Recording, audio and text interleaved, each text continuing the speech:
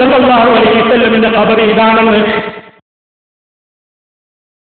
നിങ്ങൾക്ക് എത്ര നാവാണ് കൂട്ടരേ? ആദ്യം കാണിച്ചതാണോ ചാറം?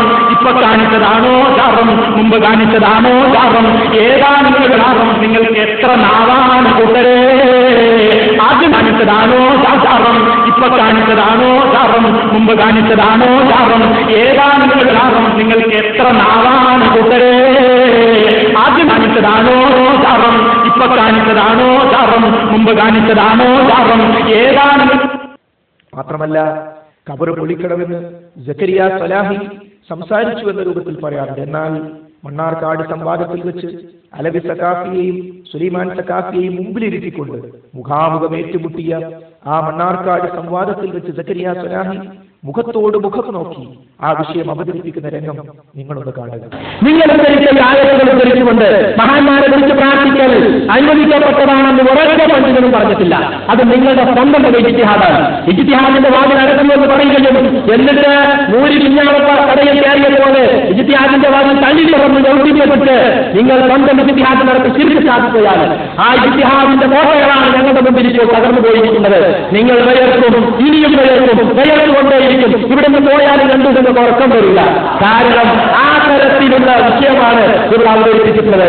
നിങ്ങൾ ഇത്രയും കാലം മുഖാമുഖമെന്ന പ്രകടനം നടത്തി സ്ഥാപിച്ചിട്ടുള്ള ശിർക്കാണ് ഇവിടെ ഞങ്ങൾ തെളിയിച്ചിട്ടുള്ളത്. പിന്നെ മൂപ്പര് പറയാതെ പച്ചക്കപ്പ തകർക്കണമെന്ന് പറഞ്ഞ ആളാണ്. പറയുന്നതൊന്നും പച്ചക്കപ്പ സഹാബികൾ ഉണ്ടാക്കിയതാണ്.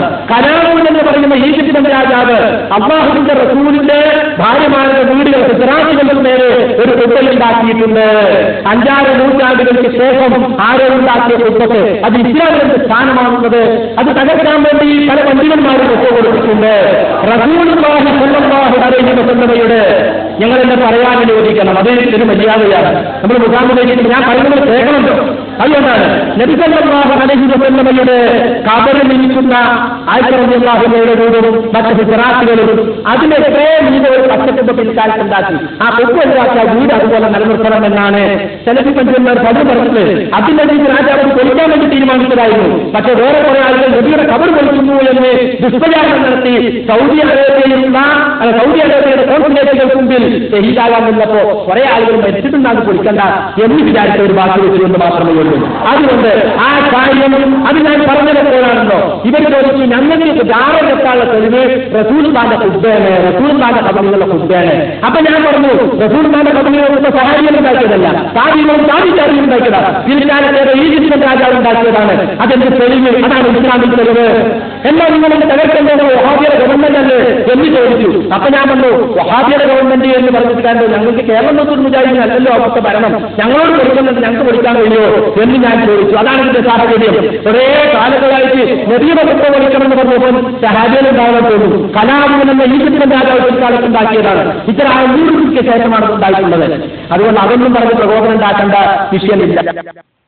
ഇങ്ങനെ ഖബറുകൾ കെട്ടിയുയർത്തുകയും അവിടെ വിലക്ക് വെക്കുകയും അവിടെ പോയി കരയുകയും പ്രാർത്ഥിക്കുകയും സുജൂദ് ചെയ്യുകയും ഒക്കെ ചെയ്യുന്ന ഏർപ്പാടുകൾ പരിശുദ്ധ ഇസ്ലാമല്ലെന്നും അത് ജൂതന്മാരുടെ ഏർപ്പാടാണെന്നും ഷിയാക്കൾ കൊണ്ടു നടത്തുന്നതാണെന്നും ജനങ്ങളോട് പറയുമ്പോൾ പിടിച്ചു നിൽക്കാൻ വേണ്ടി ഖുർആനിലും ഹദീസിലും തെളിവില്ലെന്ന് കാണുമ്പോൾ ഏഷ്യാനെറ്റിലെ ജലീൽ കണ്ണമംഗലത്തെ ഉപയോഗിച്ചുകൊണ്ട് ഒരു കള്ളവാർത്ത പടച്ചു. ആ വാർത്തയാണ് കൊയ്ത്തുകടവിലും കാണിച്ചിട്ടുള്ളത്. എന്താണ്? നബി കരീം സല്ലല്ലാഹു അലൈഹി വസല്ലമയുടെ ഖബർ പുതക്കുവാനുള്ള പച്ചപ്പട്ട് നിർമ്മിക്കുന്നത് കഅബയുമായി ബന്ധപ്പെട്ട കാര്യങ്ങൾ ആ കിസ്വ നിർമ്മിക്കുന്ന സ്ഥലത്ത് തന്നെയാണ് ഈ പച്ചപ്പട്ട് റസൂലുള്ളാഹിയുടെ ഖബർ പൊതിയുവാനുള്ള പുതക്കുവാനുള്ള പട്ട് നിർമ്മിക്കുന്നതെന്ന കള്ളവാർത്ത കൊയ്ത്തുകടവിലടക്കം കാണിച്ചിട്ടുണ്ട്. എന്നാൽ ഇത് കള്ളവാർത്തയായിരുന്നു. കാരണം ഈ കള്ളവാർത്ത വന്ന ഉടനെ അടിസ്ഥാനരഹിതമായ ഈ വാർത്തയെക്കുറിച്ച് വളരെ കൃത്യമായി സൗദിയിലെ അധികൃതരെ ശ്രദ്ധയിൽപ്പെടുത്തിയപ്പോൾ ജലീൽ കണ്ണമംഗൽ എന്ന് പറയുന്ന ഇവരുടെ ഭാഗത്ത് നിൽക്കുന്ന ഇവർക്ക് വേണ്ടി കള്ളവാർത്ത പറഞ്ഞ് അദ്ദേഹത്തിന്റെ ചെവിക്കുന്നി പിടിച്ച് തിരുത്തിക്കുകയും അങ്ങനെ തിരുത്തിച്ച വാർത്ത ഏഷ്യാനെറ്റിൽ വന്നിട്ടുണ്ട്. പക്ഷേ ഈ കാര്യം കൊയ്ത്തുംകടവിലും മറ്റു പലയിടങ്ങളിലും അവർ മറച്ചു വെക്കുകയാണ്. അങ്ങനെ അവർ തിരുത്തിയ ഏഷ്യാനെറ്റിന്റെ വാർത്ത സഹോദരങ്ങളെ നിങ്ങളൊന്ന് കേൾക്കുക. അധ്യാപനങ്ങൾക്ക് വിരുദ്ധമായ അനുഷ്ഠാനങ്ങളിൽ നിന്ന് മുസ്ലിമുകൾ വിട്ടുനിൽക്കണമെന്ന് സൗദിയിലെ മതപണ്ഡിതർ ആഹ്വാനം ചെയ്തു. ഇസ്ലാമിക സമ്പദ് വ്യവസ്ഥയെക്കുറിച്ച് 7ാമത് അന്താരാഷ്ട്ര സമ്മേളനം അടുത്ത മാസം 1-ന് ജിദ്ദയിൽ ആരംഭിക്കും. കിങ് അബ്ദുൽ-അസീസ് യൂണിവേഴ്സിറ്റിയിലെ centre of Islamic economic researchers ആണ് സമ്മേളനത്തിന്റെ സംഘാടകർ. ലോകത്തിന്റെ വിവിധ ഭാഗങ്ങളിൽ നിന്നുള്ള പണ്ഡിതർ, ഗവേഷകർ, ധനകാര്യ നിക്ഷേപ സ്ഥാപനങ്ങളുടെ പ്രതിനിധികൾ തുടങ്ങിയവർ ചർച്ചയിൽ പങ്കെടുക്കും. സമ്മേളനം 3 ദിവസം നീണ്ടു നിൽക്കും. അതേസമയം റബീഉൽ അവ്വൽ മാസത്തിൽ പ്രത്യേക ആരാധനാ കർമ്മങ്ങൾ അനുഷ്ഠിക്കാനോ പ്രവാചകന്റെ ജന്മദിനം ആഘോഷിക്കാനോ ഇസ്ലാം മതം പഠിപ്പിക്കുന്നില്ലെന്ന് സൗദിയിലെ വിവിധ പള്ളികളിൽ കഴിഞ്ഞ വെള്ളിയാഴ്ച പ്രാർത്ഥനയോടനുബന്ധിച്ച് നടന്ന പ്രസംഗത്തിൽ മതപണ്ഡിതർ പറഞ്ഞു. ഇസ്ലാമിക അധ്യാപനങ്ങൾക്ക് വിരുദ്ധമായ എല്ലാ അനുഷ്ഠാനങ്ങളിൽ നിന്നും വിശ്വാസികൾ വിട്ടുനിൽക്കണമെന്നും അവർ ആഹ്വാനം ചെയ്തു. മക്കയിലെ വിശുദ്ധ കാബയെ പുതുപ്പിക്കുന്ന കിസ്വ നിർമ്മാണ ഫാക്ടറിയിൽ പ്രവാചകന്റെ കബറിടം പുതുക്കാനുള്ള പച്ചപ്പൊട്ട് നിർമ്മിക്കുന്നുണ്ടെന്ന പ്രചാരണം അടിസ്ഥാനരഹിതമാണെന്ന് സൗദിയിലെ പണ്ഡിതർ അറിയിച്ചു. മക്കയിലെ വിശുദ്ധ കാബയെ പുതുപ്പിക്കുന്ന കിസ്വ നിർമ്മാണ ഫാക്ടറിയിൽ പ്രവാചകന്റെ കബറിടം പുതുക്കാനുള്ള പച്ചപ്പൊട്ട് നിർമ്മിക്കുന്നുണ്ടെന്ന പ്രചാരണം അടിസ്ഥാനരഹിതമാണെന്ന് സൗദിയിലെ പണ്ഡിതർ അറിയിച്ചു. മക്കയിലെ വിശുദ്ധ കാബയെ പുതുപ്പിക്കുന്ന കിസ്വ നിർമ്മാണ ഫാക്ടറിയിൽ പ്രവാചകന്റെ കബറിടം പുതുക്കാനുള്ള പച്ചപ്പൊട്ട് നിർമ്മിക്കുന്നുണ്ടെന്ന പ്രചാരണം അടിസ്ഥാനരഹിതമാണെന്ന് സൗദിയിലെ പണ്ഡിതർ അറിയിച്ചു. മക്കയിലെ വിശുദ്ധ ഹറം പള്ളിയുടെ വികസന പ്രവർത്തനങ്ങൾ പുരോഗമിക്കുകയാണ്. ഹജ്ജ് ഉംറ വേളകളിൽ സഅയ് നിർവഹിക്കുന്ന സഫ മർവ കുന്നുകൾക്കിടയിലെ സൗകര്യം ഇരട്ടിപ്പിക്കുന്ന ജോലി അവസാന ഘട്ടത്തിലാണ്. ഇപ്പോൾ നടന്നുകൊണ്ടിരിക്കുന്ന വികസന പ്രവർത്തനങ്ങൾ പൂർത്തിയായാൽ തീർത്ഥാടകർക്ക് അനായാസമായി ഹജ്ജ് ഉംറ കർമ്മങ്ങൾ അനുഷ്ഠിക്കാനാകും. സൗദിയിൽ നിന്നും ജലീൽ കണ്ണമംഗലം, ഏഷ്യാനെറ്റ് ന്യൂസ്. നോക്കൂ, ഈ വാർത്ത വന്ന ശേഷവും എന്തിനാണ് ഈ വാർത്തയെ മറച്ചു വെച്ചുകൊണ്ട് ജലീൽ കണ്ണമംഗലം ഉണ്ടാക്കിയ കള്ളവാർത്ത ഇവിടെ കാണിച്ചത് നമ്മൾ ചിന്തിക്കേണ്ടതുണ്ട്.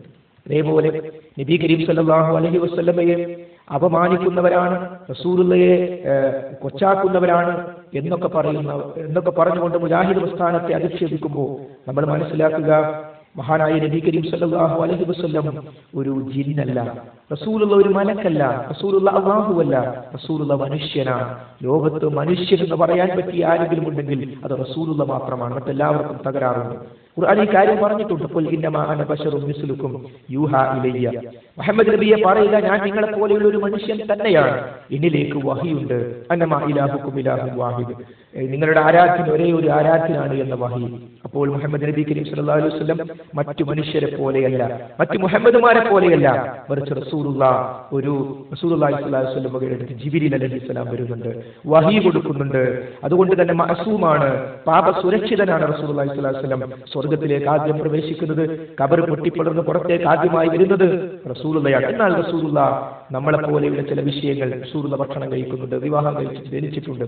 ഇത് കാന്തപുരം വിഭാഗത്തിന്റെ പരിഭാഷയിൽ തന്നെ വളരെ കൃത്യമായി കൊടുത്ത് നിങ്ങൾക്ക് കാണാം.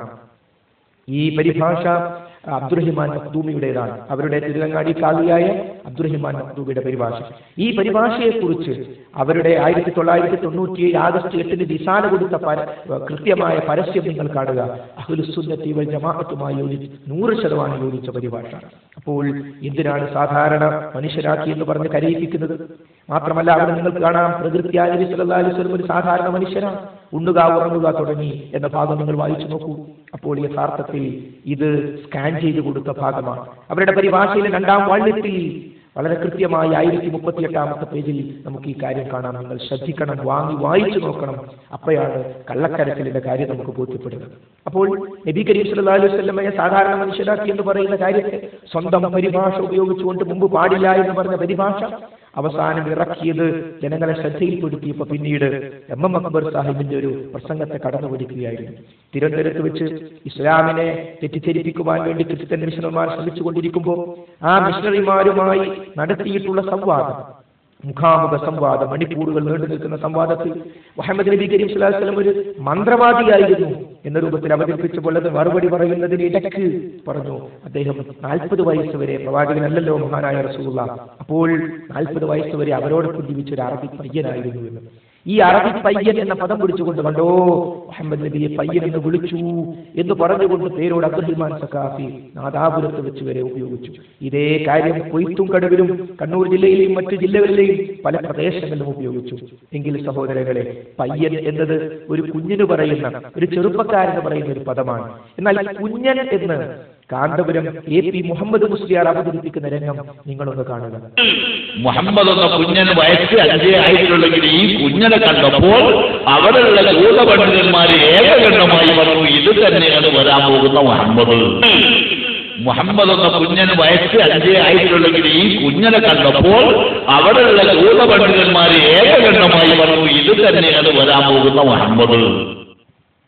ഈ രംഗം വെച്ചുകൊണ്ട് കണ്ടോ മുഹമ്മദ് നബിയെ കുഞ്ഞൻ എന്ന് വിളിച്ചു എന്ന് പറഞ്ഞുകൊണ്ട് ഒരു പ്രഭാഷണ പരിപാടി മുജാഹിദ് പ്രസ്ഥാനം സംഘടിപ്പിച്ചാൽ എങ്ങനെ ഉണ്ടാകും? മാത്രമല്ല സാക്ഷാൽ കാന്തപുരം AP അബൂബക്കർ മുസ്ലിയാരുടെ മകൻ അബ്ദുൽ ഹക്കീം